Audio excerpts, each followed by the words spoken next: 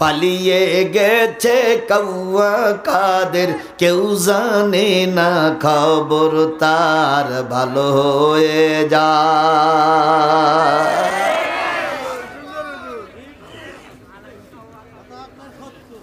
কথায়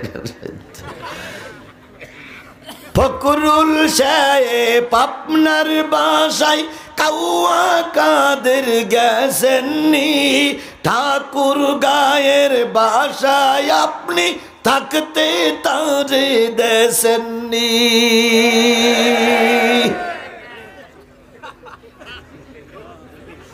ফকরুল সাহেব আপনার বাসায় কাউয়া কাদের গেছেননি, ঠাকুর গায়ের বাসায় আপনি থাকতে তারে দেশেননি। তার সাথে যে হিসাব বাকি, হায় হায়, তার সাথে যে হিসাব বাকি আছে কোটি জনতার, পালিয়ে গেছে কাউয়া কাদের, কেউ জানে না।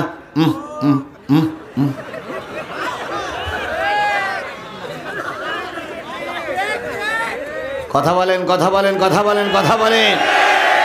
আল্লাহ সব জিনিস সহ্য করে, আল্লাহ কখনো অহংকার সহ্য করে না। আল্লাহ নিজেই বলেছেন অহংকার আমার গায়ের চাদর, কেউ যদি টানাটানি করে আমি আল্লাহ পাক এইটা সহ্য করতে পারি না, পারি না, পারি না। শেখ হাসিনা বলেছিল আমার বিরুদ্ধে মোকাবেলা করার মতন বাংলাদেশে কেউ, আর কাউয়া কাদের তো প্রায় বলতেন খেলা হবে, খেলা হবে, খেলা হবে। খেলার জন্য আমরা তখনও রাস্তায় ছিলাম, কথা বলেন ঠিক না বেঠিক? এখনো আমরা খেলার জন্য ময়দানে আছি, কিন্তু দুঃখের বিষয় সেই সমস্ত খেলোয়াড়রা আর ময়দানে নাই। কথা কি বাড়াই বললাম না ঠিক বললাম? ভালো হয়ে যাও, ভালো হয়ে যাও মাসুদ তুমি, এ কথা কে বলবে আর, পালিয়ে গেছে কাউয়া কাদের, কেউ জানে না খবর তার, ভালো হয়ে যায়।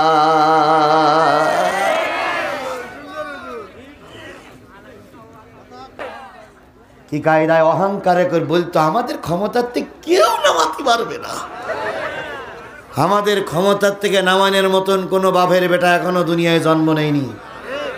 এই কাউয়া কাদের আর এই শেখ হাসিনার গুরুবীরাই বলতো, কথা বলেন ঠিক না বেঠিক? কথা বলেন ঠিক না বেঠিক? আর এদের কিছু দালাল এই জয়পুরহাটেও ছিল, এদের কিছু দালাল গোটা পৃথিবীতে বাংলাদেশে ছিল। এরা আল্লামা, বড় বড় আল্লামাদের ওয়াজগুলো এরাই বন্ধ করেছে, এরাই বন্ধ করেছে, এরাই বন্ধ করেছে। কি কায়দায় বলতেন, কি কায়দায় বলতেন জিহাদিরে জয়পুরহাটে ঢুকতে দেওয়া হবে না। আপনি পেতাত্তা কোথায় আছেন? আমি জিহাদি জয়পুরহাটে এসেছি, আপনি পাল্লি ঠেকান। আমরা ছিলাম, আমরাই আছি, কথা বলেন ঠিক না ঠিক? ধারকির মামলার পরও আমি জয়পুরহাটের আনাচে কানাচে মাহফিল করেছি, হাজারো বাধা উপেক্ষা করে জয়পুরহাটে মাহফিল চালিয়ে গেছি। তোমরা এক ধাক্কায় পালিয়ে গেলে কেন দুলাভাই?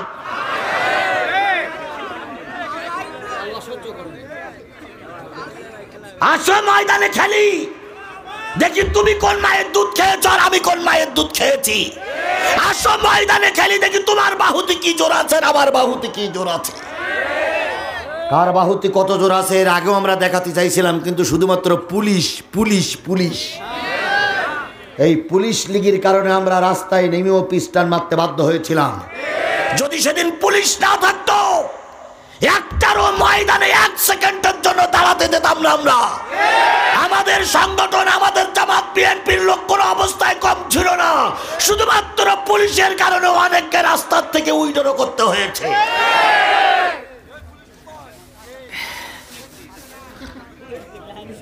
আল্লাহ আমাদের হেফাজত করুক, আরো জোরে বলেন আমিন। তুমি যেই কালেমার দাওয়াত দিলে হাদিয়া তোহফা মেলে, দেখো সেই কালেমার দাওয়াত দিয়ে কত জোনাজি জেলে, তুমি যেই কোরআনে রস করিলে বুকেতে নেই তুলে, দেখো সেই কোরআনের ব্যাখ্যা লিখে কেউ ফাঁসিতে ঝোলে। তুমি ভাঙনের খেলা খেলতে জানো, গড়তে জানো না, অন্যায় দেখে বারুদ হয়ে জ্বলতে পারো না। কেমন মুসলমান তুমি একটু বলো না, কেমন তোমার ঈমান একটু ভাবনা। আজকে যারা ওয়াজ শুনতেছেন, আজকে যারা বিভিন্ন কায়দায় টুপি ব্যবহার করতেছেন, আমি জানতে চাই রসুল সেদিনকে মাইর খেল কি অপরাধে? কালেমার দাওয়াত দেওয়ার অপরাধে। কথা বলেন ঠিক না বেঠিক? তুমিও সেই কালেমার দাওয়াত দাও, আমিও সেই কালেমার দাওয়াত দেই, তোমার আর আমার বেলায় কিচ্ছু হচ্ছে না, তাহলে বুঝতে হবে নবীর কালেমার তোমার আমার কালেমা এক হচ্ছে না। আজকে জয়পুরহাটের মুসলমানদেরকে বলি, যারা শহীদ হয়ে গেছে, শহীদের আপনজনেরা এখানেই বসে আছেন, আমি স্পষ্ট আমার অন্তর চক্ষু দিয়ে দেখতে পাচ্ছি, আল্লাহর কসম এই রক্ত একদিন বাংলার জমিনে কথা বলবে। আমার জমিন আজও কালো কোরআনের জমিন হয়ে যাবে।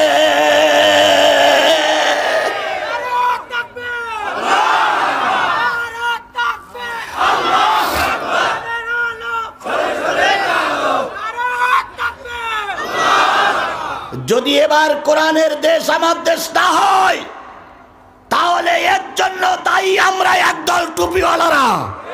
কারণ আমি স্পষ্ট করে দেখতেছি, রামপন্থী বামপন্থীরা আমাদের পথের কাটা নয়, আমাদের পথের কাটা এক মৌলবীর বিরুদ্ধে আলাক মৌলবীর ফতোয়া, এটাই হলো আমাদের পথের কাটা হয়ে দাঁড়িয়েছে।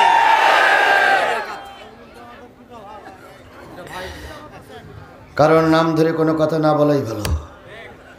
জাতি ভালোই বোঝে কোনটা খারাপ আর কোনটা ভালো। জাতি আর আগের মতন পাগল নেই। কথা বলেন, কথা বলেন। তবে আমি আপনাদের পায়ে দুটো ধরে অনুরোধ করে বলে গেলাম, ভাই 52.5টা বছর কোরআন প্রতিষ্ঠা করার জন্য আমরা কাজ করেছি। অগণিত নেতাকে ফাঁসির কাস্টে ঝুলতে দেখেছি, অগণিত জামাত শিবিরের বিএনপির কর্মীদেরকে রাজপথে গুলি হয়ে লাশ পড়তে দেখেছি। আবু সাইদির মতন ছেলে দুই হাত উঁচু করে গুলি খেতে দেখেছি। 52টা বছর মামলা খেয়েছি, জেলে গেছি, ঘর বাড়ি ছেড়েছি, ঘর বাড়ি ভেঙে দিয়েছে। 52 বছর পরে আমরা উপলব্ধি করছি, আল্লাহ যদি সবকিছু ঠিক রাখে, আর যদি ভোটে কোনো কারচুপি হওয়ার সম্ভাবনা নয়, যদি না হয়, আগামী সংসদ হবে কোরআনের সংসদ, আগামী দেশ হবে কোরআনের দেশ, আগামী গণভবন হবে কোরআনের গণভবন, কোরআনের গণভবন।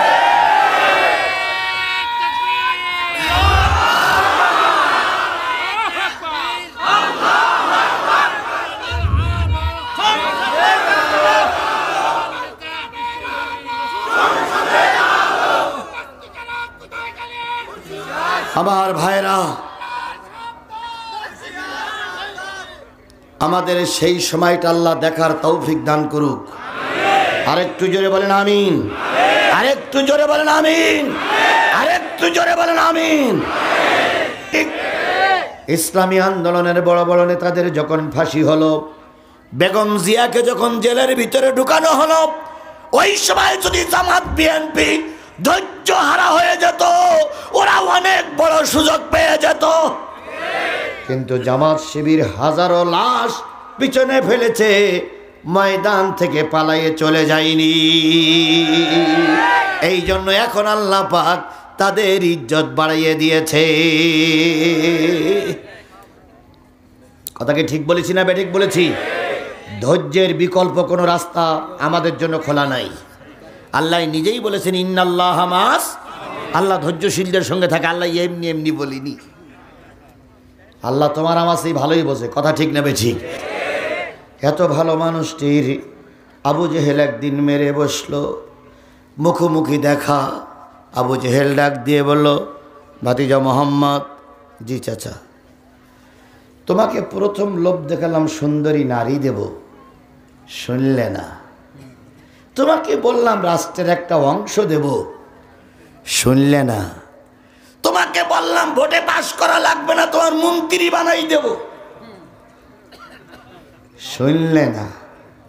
তুমি কি চাও?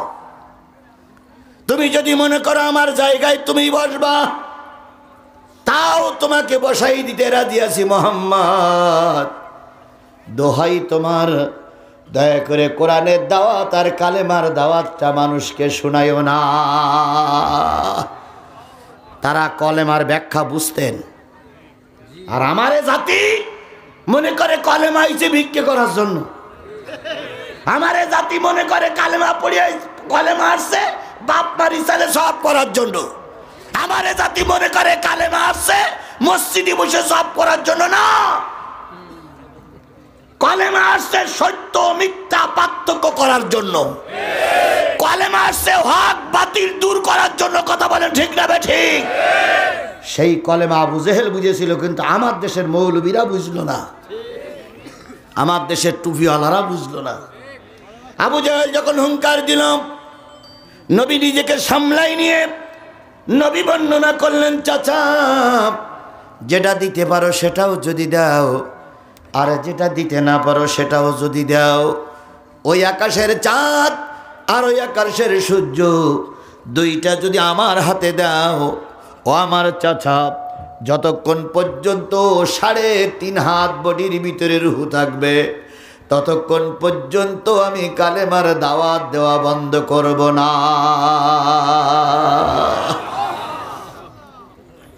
আর সেই কালেমার দাওয়াত দিয়ে আমরা কেউ মেসওয়াক করার সুন্নতের বর্ণনা করতেছি, কেউ বা 3.5 হাত ভুঁড়ি রতাচ্ছি, কেউ বা মাথায় পাগড়ি পরে কলেমার কথা বলতেছি।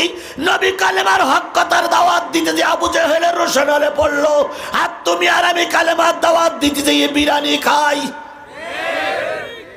তুমি মেসওয়াক করা ফজিলত তো জানো, খাওয়ার শেষে মিষ্টি মুখের হাদিসটাও মানো।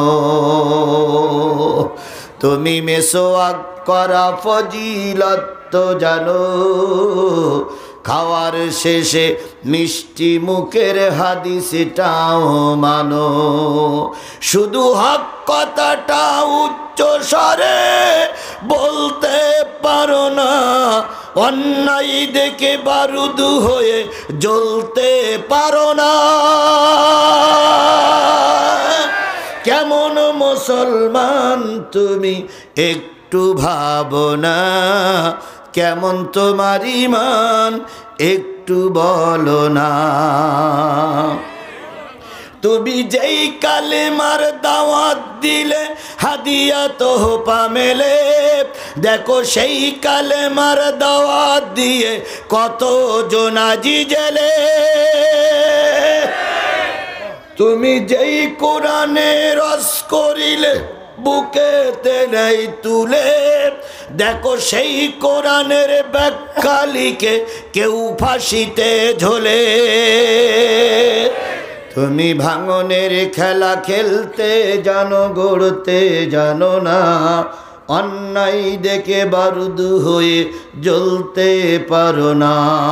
কেমন মুসলমান তুমি একটু বলো না, কেমন তোমার ঈমান একটু ভাবনা।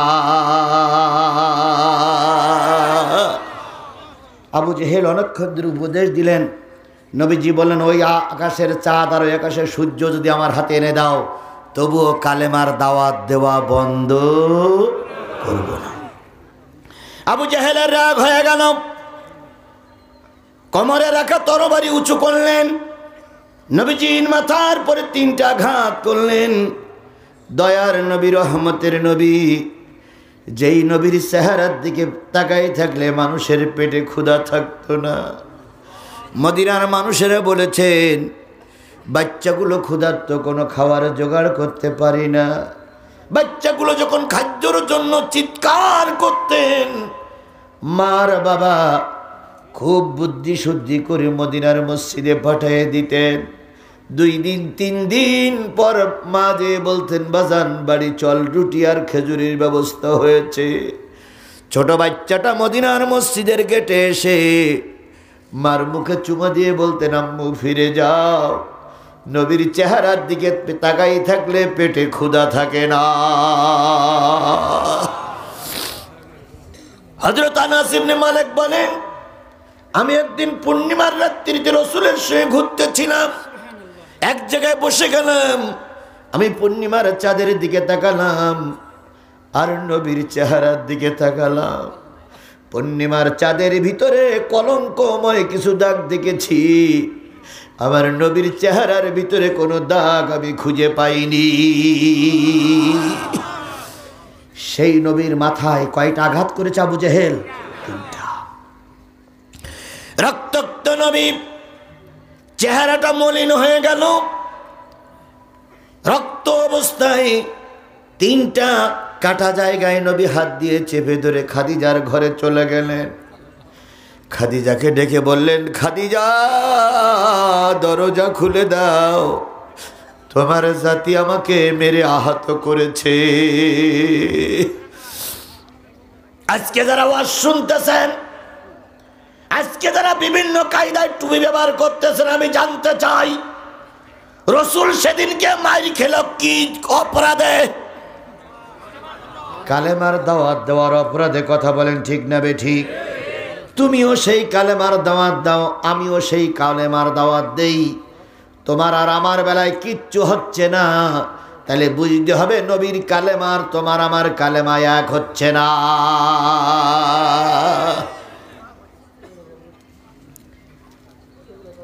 আমার ভাইরা, নবীজি পিটান খেয়ে বাড়ি গেলেন। খাদিজা বেরিয়ে এসে রক্তগুলো মুছে দিলেন আর বললেন, ভাতিজা মোহাম্মদ, স্পষ্ট করে বলি, তোমার এই রক্ত একদিন এই দেশেতে বিস্ফোরিত ঘটবে, বিস্ফোরিত হবে। তোমার এই রক্তের পরে একদিন ইমানের কালেমা উড্ডীন হবে। আজকে জয়পুরহাটের মুসলমানদেরকে বলি, যারা শহীদ হয়ে গেছে, শহীদের আপনজনেরা এখানেই বসে আছেন।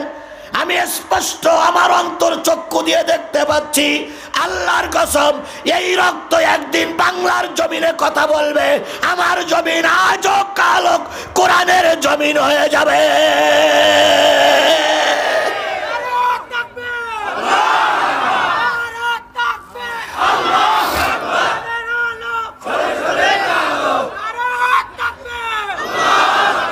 যদি এবার কোরআনের দেশ আমার দেশ না হয়, তাহলে এর জন্য দায়ী আমরা একদল টুপিওয়ালারা। কারণ আমি স্পষ্ট করে দেখতেছি, রামপন্থী বামপন্থীরা আমাদের পথের কাঁটা নয়, আমাদের পথের কাঁটা। এক মৌলবীর বিরুদ্ধে আলাক মৌলবীর ফতোয়া, এটাই হলো আমাদের পথের কাঁটা হয়ে দাঁড়িয়েছে।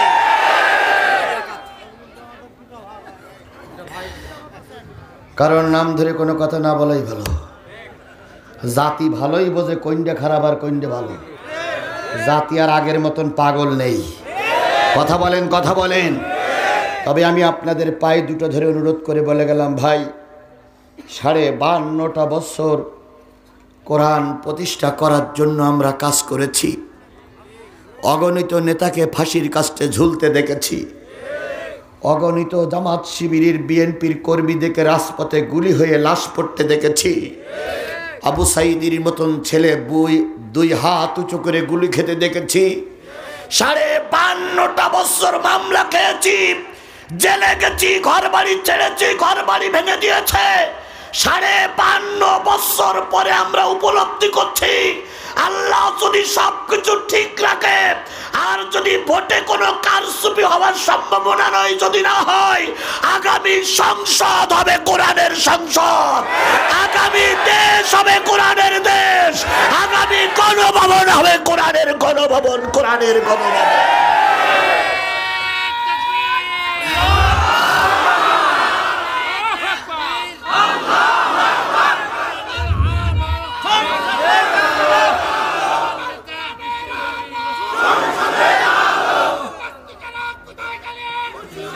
আমার ভাইরা, আমাদের সেই সময়টা আল্লাহ দেখার তৌফিক দান করুক। আরেকটু জোরে বলেন আমিন, আরেকটু জোরে বলেন আমিন, আরেকটু জোরে বলেন আমিন। আমার আগেও আমি এখানে বসে বসে শুনতেছিলাম, কয়েকজন ভাই কথা বলেছেন। আমি একটা ব্যতিক্রম দেখলাম। আমি জানি দ্বিতীয় বক্তা প্রধান বক্তার আগে ওয়াজ করে, তাই না? তার আগে ওয়াজ করে কোন বক্তা? তৃতীয় বক্তা, তারপরে চতুর্থ বক্তা। কেবল এখানে দেখলাম ব্যতিক্রম। তাই দেখেছি না আমরা যে প্রধান বক্তার আগে চতুর্থ বক্তা ওয়াজ করেছে। এগুলো কিভাবে হয়েছে আমি জানি না, তবে এগুলো না হওয়াই ভালো, তাই না ভাই? যাকে যে জায়গায় রাখবেন তাকে সে জায়গায় দিলে তার ইজ্জতটা বাড়বে, তার সম্মানটা বাড়বে। আর আমি আসলাম এক জায়গায়, আমাকে দিলেন আর এক জায়গায়, তাহলে ইজ্জতের খেলাপ হবে না? এই জন্য দয়া করে এগুলো যখন আপনারা কাজ করবেন তখন একটু হিসাব কিতাব করবেন। কাউকে সম্মান করলে নিজের সম্মানের বাড়ে, আর কাউকে অপমান করলে নিজের সম্মান কমে যায়। আশা করি সমাধান হয়ে যাবে আগামীতে। যাকে যেখানে রাখবেন তাকে সেখানে নিয়ে দিবেন। আপনারা চতুর্থ বক্তাকে দ্বিতীয় বক্তা বানাতে পারতেন, তাহলে কারোর মনে কষ্ট থাকতো না। আমরা অনেক সময় এই যে সেদিনকে জয়পুরহাটের ওই যে ইট ভাটায় মাহফিল করলাম, হ্যাঁ পাকার মাথা, আমি তো এশার আজান দেওয়ার আগে চলে গেলাম। আমার পরে মর্তজা ভাই ওয়াজ করলেন, তাই না ভাই? তাহলে উনি ওনার ওই জায়গায় যোগ্য। এখন আমি যদি আমাকে যেখানে রেখেছেন আমি ওই জায়গায় ওই দিনকার যোগ্য ছিলাম। সুতরাং যার যেখানে রাখবেন তাকে সেখানেই দিবেন, তাহলে তার মনে কষ্ট হবে না। আমার ভাইয়েরা, যে জিনিসটা বোঝাতে চাচ্ছিলাম সেটা হলো নবী বাড়ি খাইলেন কয়টা? রক্তাক্ত নবী ঘরে চলে গেলেন। ঘরে চলে যাওয়ার পর খাদিজা বেরিয়ে এসে নবীকে সুস্থতা দিলেন। কিছুক্ষণ পরে আমির হামজা, নবীজির আপন চাচা এলাকায় ছিলেন না, তিনি তখন ছিলেন জঙ্গলে সফর, জঙ্গলে কি বলে শিকারিতে ছিলেন। কিছুক্ষণ পরে এলাকায় ফিরে এসে শুনলেন নবীজিকে আবু জেহেল মেরেছে, রক্তাক্ত হয়ে গেছে নবী। আল্লাহর নবীর এই সংবাদ শুনে আমির হামজা শিকারির যন্ত্রপাতি রেখে সোজা চলে গেলেন নবীর বাড়ি। যেয়ে দেখে নবী ঘরের দরজা দিয়ে খাদিজার সঙ্গে অবস্থান করছে। আমির হামজা বাইরের থেকে ডাক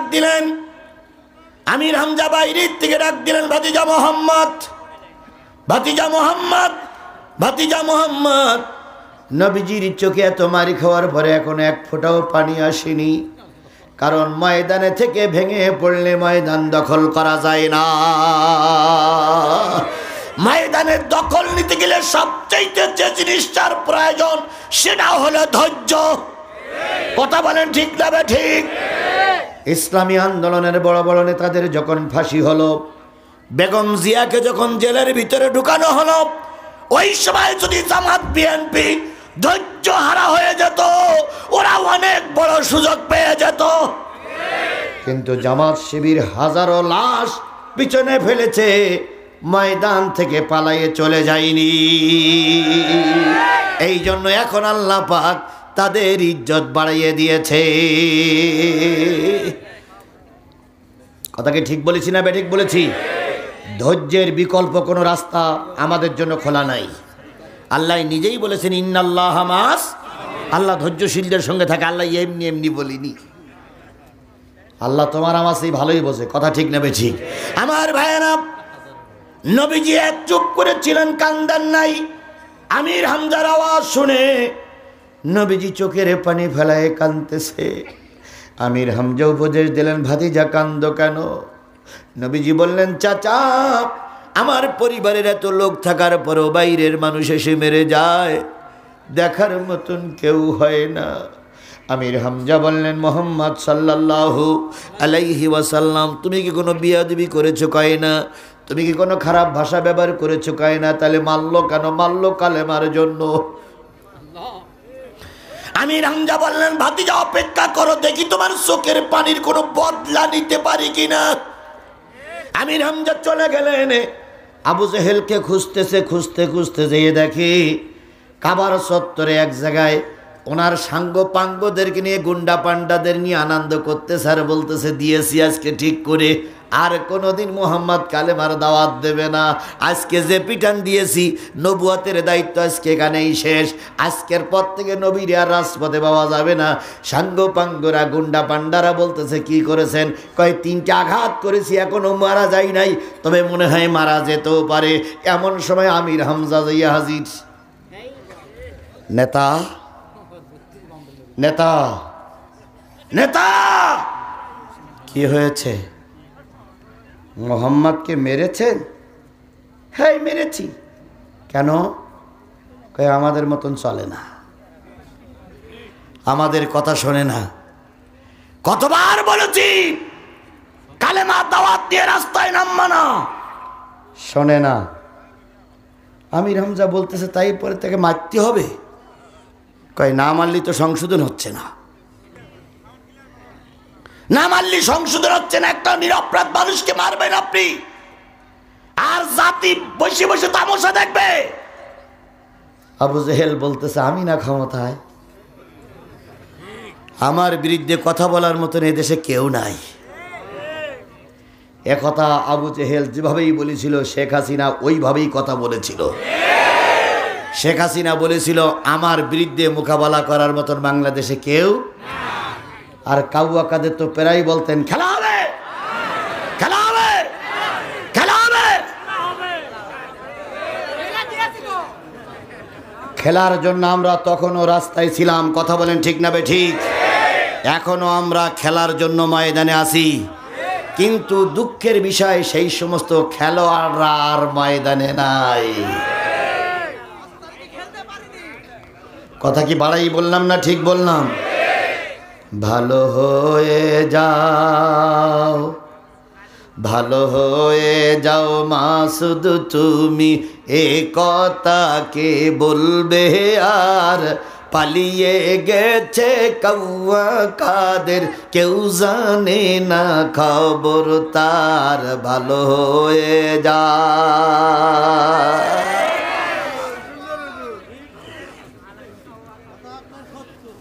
কথায় ফকরুল সাহেব আপনার বাসায় কাউয়া কাদের গেছেননি, ঠাকুর গায়ের বাসায় আপনি থাকতে তারে দেশেননি।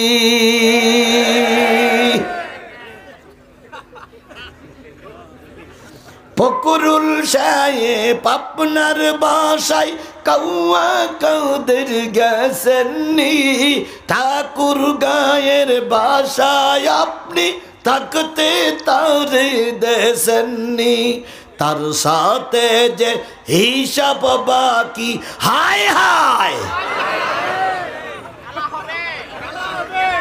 তার সাথে যে হিসাব বাকি আছে কোটি জনতার। পালিয়ে গেছে কাউয়া কাদের, কেউ জানে না।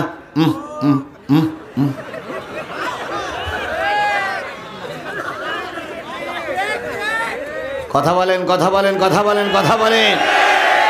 আল্লাহ সব জিনিস সহ্য করে, আল্লাহ কখনো অহংকার সহ্য করে না।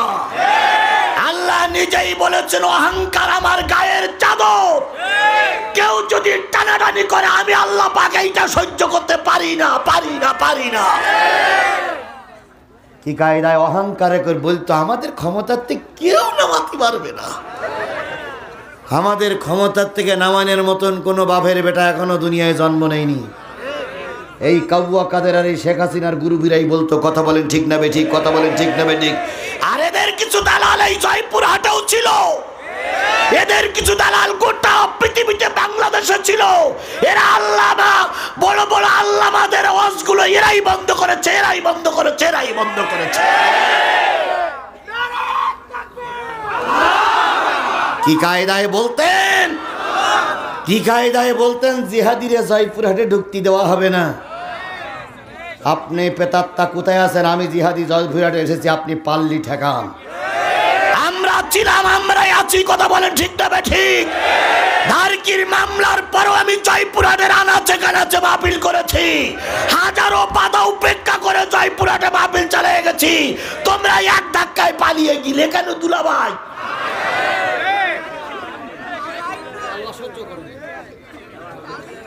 আসো ময়দানে খেলি, দেখি তুমি কোন মায়ের দুধ খেয়েছ আর আমি কোন মায়ের দুধ খেয়েছি।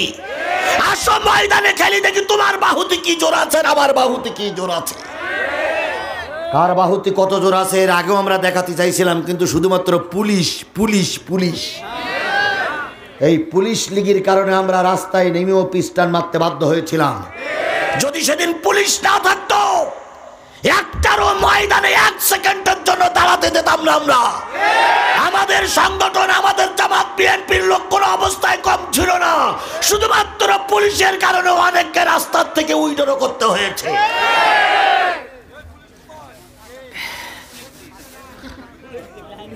আল্লাহ আমাদের হেফাজত করুক, আরো জোরে বলেন আমিন। আল্লাহ নবী কাঁদতেছেন আমির হামজা আবু জেহেলের সামনে। আবু জেহেল কয়, তুমি মনে হচ্ছে প্রতিশোধ নিতে এসেছো। আমির হামজা বলতেছে, ধরে নেন তাই। আবু জেহেল বলতেছে, মোহাম্মদের কয়টা দিছি? 3টা। তুমি যদি মোহাম্মদের পক্ষে কথা বলো, কাজ করো, তাহলে তোমারও কিন্তু ওই পরিণাম অপেক্ষা করতেছে। আমির হামজা বলতেছে, নেতা আপনি আমির হামজার বাহ্যিক রূপ দেখেছেন, ভিতরের রূপ দেখেন নাই। আপনি এবার তৈরি হন, যে কটা মেরেছেন তার কাউন্টারের জন্য। আবু জেহেল বলতে, আমি বলো ক্ষমতায়। আমির হামজা বলতেছে, গোনার সময় নাই, তৈরি হন। আমির হামজা তরবারি বের করে 3টা আঘাত করলেন আবু জেহেলের মাথায়। কথায় বলে শক্তর ভক্ত। আঘাত করার পরে আবু জেহেলের মাথা দিয়ে ফিনকে যখন রক্ত বাহির হচ্ছে, নেতারা তখন বলতেছে, নেতা প্রতিশোধ দেব। আবু জেহেল বলতেছে, কথা বলিস না। আমির হামজার চোখ কিন্তু লাল টকটকি হয়ে গেছে। কথা বললি এখন মারতেছে, হয়তো উল্টো পিঠ দিয়ে, এক্ষুনি হয়তো সোজা পিঠ দিয়ে কষাকষি শুরু করবে। ও সেই জাতি দে। আমার আলোচনার বিষয় নবী হলেন রহমত। আমির হামজা 3টা আঘাত করে নবীজির বাড়ির সামনে এসে বলতেছে, মোহাম্মদ দরজা খোলো, মারির প্রতিশোধ নিয়ে এসেছি। নবীজি দরজা খুলে দিলেন। আমির হামজা আপাত মস্তক সব বর্ণনা করলেন নবীজির মুখে একটু আনন্দের ছাপ দেখার জন্য। নবীজি বললেন, চাচা রক্তের এটানে আপনি আবু জেহেলকে মেরেছেন, হিসেবে আমার খুশি হওয়ার দরকার ছিল, কিন্তু আমি খুশি হতে পারলাম না। আমি খুশি হতে পারিনি। আবু জেহেলের রক্ত ঝরেছে, এর জন্য আমি খুশি হতে পারিনি। আমির হামজা বললেন, ভাতিজা তোমার চোখের পানি আমি দেখতে চাই না, তুমি কি হলে খুশি হবে? নবীজি বললেন, চাচা যদি আপনার জবানে শুনতাম লা ইলাহা ইল্লাল্লাহু মুহাম্মাদুর রাসূলুল্লাহ, তাহলে আপনার ভাতিজা মোহাম্মদ খুশি হয়ে যেত। আমির হামজা তরবারি নিচে রেখে বলতেছে, ভাতিজা আমি শপথ নিয়েছি তোমার মুখে কোনো, তোমার চেহারায় কোনো দুঃখের রেশ রাখবো না। খাদিজা সাক্ষী, তুমি সাক্ষী, আর তোমার আর আমার রব আল্লাহ সাক্ষী। তোমার সামনে দাঁড়িয়ে আমি ইমানের কালেমা পড়ে মুসলমান হয়ে গেলাম। ও আমার জাতি, ও আমার বন্ধু, আবু জেহেলকে মেরে আমির হামজা আবু জেহেল নবীর সামনে এসেছে। এতে কি নবীজি খুশি হয়েছেন? জোরে বলেন, খুশি হয়েছেন? তাহলে এই জিনিস থেকে এইটাই প্রতীয়মান হয় যে ইসলাম প্রতিশোধে বিশ্বাস করে না। আমরা জয়পুরহাটের এই হাজারো জনতা স্পষ্ট করে বলছি, আমরাও প্রতিশোধে বিশ্বাসী নই।